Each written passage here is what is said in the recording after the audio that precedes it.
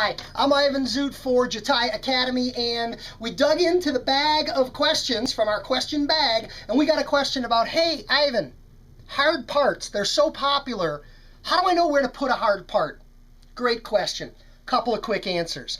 Answer number one is there's no hard and fast rule for where to put a hard part. There are some considerations to be taken into consideration, I guess that made sense, about where to put it, and I'll share those tips and tricks with you. The answer is there's no wrong answers. Hard parts can be anywhere from the recession corner, anything lower than that I think probably is not a great idea, almost all the way up past the middle. I saw one the other day at the airport that was way high up like that. And based on the client's facial shape and bone structure, as much as it seemed like it was a little high, it still looked great. So the answer is it doesn't matter where you put it as long as it looks good with the design. Some things to consider. How far back do you go?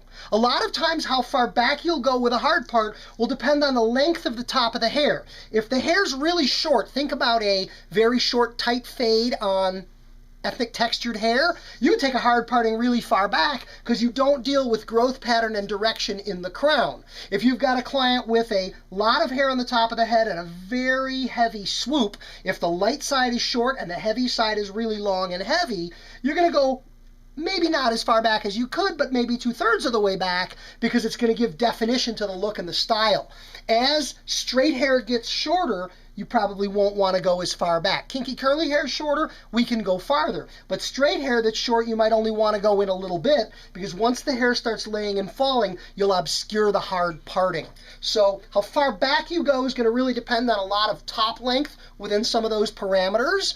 And how high you place the parting is an artistic or creative decision. The pointers for pulling it off, use a gripper. Everybody loves the hair grippers. The gripper is laid in and laid down for the purpose of securing the hair on the heavy side. Your trimmer, and of course we're using an Andis trimmer, is going to come in and remove hair from the light side of the parting. We want the heavy side to stay heavy, so any takeaway should happen from the light side. By putting the non-moving blade against the gripper like that and coming in and tapping, and I'm only faking this, I'm not really cutting it for your demonstration purposes, we won't cut any hair from the heavy side and we'll get a defined part out on the light side. I always probably have a comb in my hand for making sure I can clear away some of the little cut pieces, and I tend to put a little bit of product in the hair. Something with a little bit of weight or tack like Clipper Guy wax is perfect. We put Clipper Guy wax in this hair, a little bit of moisture or dampness left in so we get some pliability of the wax to be able to really define things. By defining the hair